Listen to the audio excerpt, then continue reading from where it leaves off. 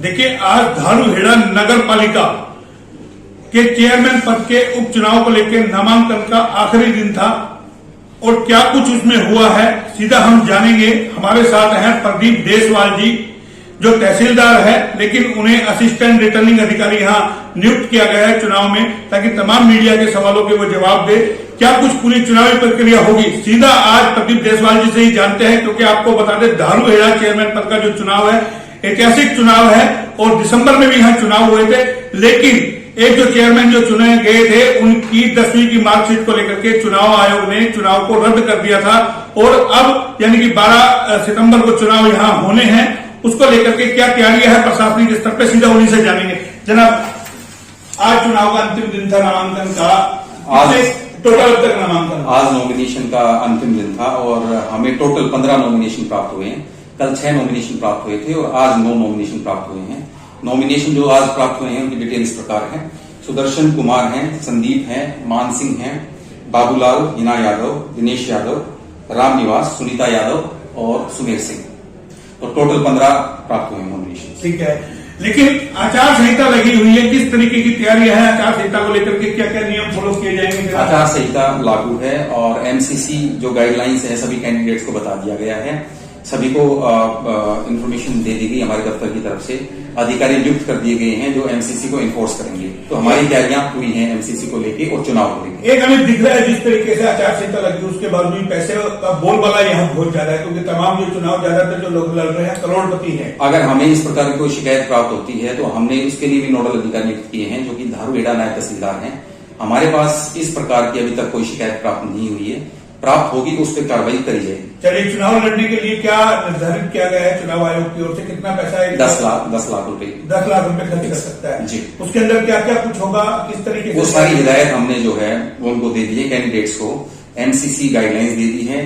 चुनाव आयोग की तरफ से जो भी हिदायतें हैं, कितना वो खर्च कर सकते हैं, किस चीज पे खर्च कर सकते हैं, वो सभी हिदायत उनको बता दी गई। चलिए, ये आपने बता दिया, लेकिन अब इसका आगे क्या प्रक्रिया होगी जिस तरीके से नामांकन? आज नामांकन हमें प्राप्त हो गए हैं, जैसे कि मैंने बताया 6 कल हुए थे, 9 आज हुए हैं, 15 टोटल हैं।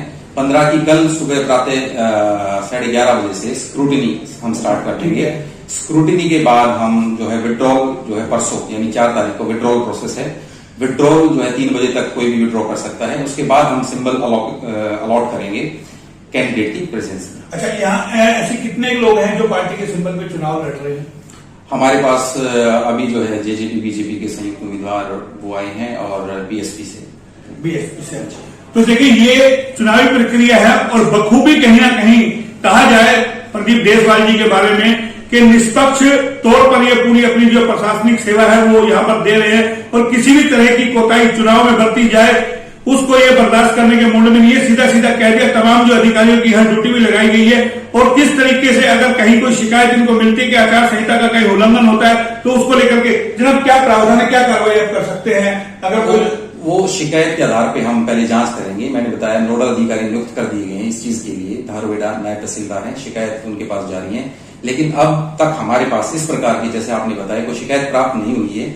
जैसे ही हमें शिकायत प्राप्त होगी हम जो है एक्शन मोड में आएंगे और सख्त से सख्त जो भी सरकार की हिदायत है उसके अनुसार कार्रवाई की जाएगी। नहीं, दिसंबर में जो चुनाव हुए थे उसमें कहीं ना कहीं कहा जाए जब फार्म भरे गए थे उसके अंदर भी जांच के अंदर कहीं ना कहीं खामियां पाई गई, जिसको लेकर के जो चेयरमैन चुने गए उनकी 10वीं की मार्कशीट को लेकर के विवाद हुआ। क्या इस तरीके के कोई कागजात की जांच हम सारे बड़ा नुकसान यानी कि सारे डॉक्यूमेंट जो है हम अच्छे प्रकार से चेक कर रहे हैं। कल स्क्रूटिनी है, कल डॉक्यूमेंट्स चेक होंगे। उससे पहले भी हमने सभी डॉक्यूमेंट्स अच्छी प्रकार से चेक किए। ऐसी कोई कोताही नहीं बरती जाएगी, कोई कोताही नहीं बरती जाएगी, क्योंकि कहते हैं कि दूध का जला हुआ छाछ के फूंक मार मार के पीता है। वो स्थिति कमोवेश प्रशासन के सामने है, क्योंकि जिस तरीके से पिछली बार जो हुआ, कितना चुनाव आयोग का खर्चा हुआ, एक कहीं ना कहीं चूक हुई। अगर उस मार्कशीट को समय रहते चेक कर लिया जाता तो ये स्थिति नहीं आती। अब 12 तारीख को मतदान होना है और कल स्क्रूटनी होगी और उसके बाद चुनाव चिन्ह बांटे जाएंगे। लगातार एचआर न्यूज आपको यहाँ से कवरेज दिखाते रहेंगे। ये थे हमारे साथ प्रदीप देसवाल, जिनकी हमने पूरी बात आपको सुनाई। आगे भी लगातार हम उम्मीद करेंगे प्रदीप देसवाल जी हमें समय समय पे इसी तरीके का अपडेट देते रहे और एचआर न्यूज के दर्शकों तक पहुंचते रहे। कैमरा पर्सन पंकज के साथ मोहनलाल, एचआर न्यूज रेवाड़ी।